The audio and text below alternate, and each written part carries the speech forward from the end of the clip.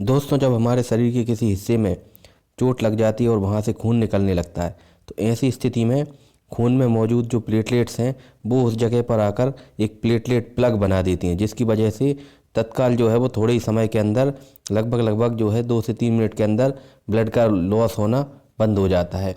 तो ये जो प्लेटलेट्स हैं ये इनकी नॉर्मल संख्या हमारे ब्लड में 1.5 लाख से लेकर 4.5 लाख तक पर क्यूबिक एमएम तक होती है। और अगर ये संख्या 1.5 लाख से कम हो जाए यानी 1.5 लाख से कम हो जाए तो इस स्थिति को हम थ्रोम्बोसाइटोपिनिया बोलते हैं। जबकि अगर प्लेटलेट की संख्या 4.5 लाख से ऊपर हो जाए तो इस स्थिति को हम थ्रोम्बोसाइटोसिस बोलते हैं।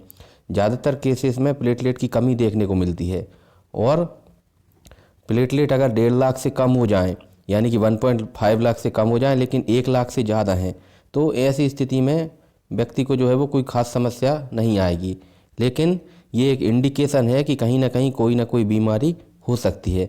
ज़्यादातर केसेस में वायरल इन्फेक्शन जैसे कि डेंगू या किसी अन्य तरह का वायरल इन्फेक्शन भी हो सकता है जिसकी वजह से कि प्लेटलेट कम होती हैं। दूसरा मुख्य कारण है जिसमें कि प्लेटलेट कम होते हैं वो है मलेरिया। तीसरा कारण हो सकता है कैंसर की जो दवाइयाँ होती हैं या फिर कैंसर, उसकी वजह से भी ऐसा हो सकता है। पर जो मुख्य रूप से है वो मलेरिया एवं वायरल इन्फेक्शन में ही ऐसा देखने को मिलता है।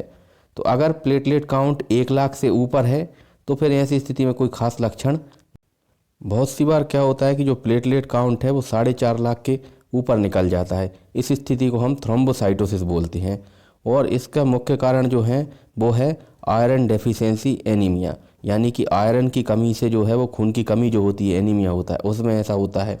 दूसरा, किसी भी तरह का इन्फेक्शन हो जाए बॉडी में, चाहे फिर वो स्किन में हो, लंग्स में हो, शरीर में किसी तरह का फोड़ा फुंसी एब्सेस बन गया हो या लीवर के अंदर इन्फेक्शन हो, तो ऐसी स्थिति में भी प्लेटलेट काउंट बढ़ सकता है। या फिर कोई सर्जरी हुई हो या फिर कोई चोट लगी हो तो उसके बाद भी ऐसा हो सकता है।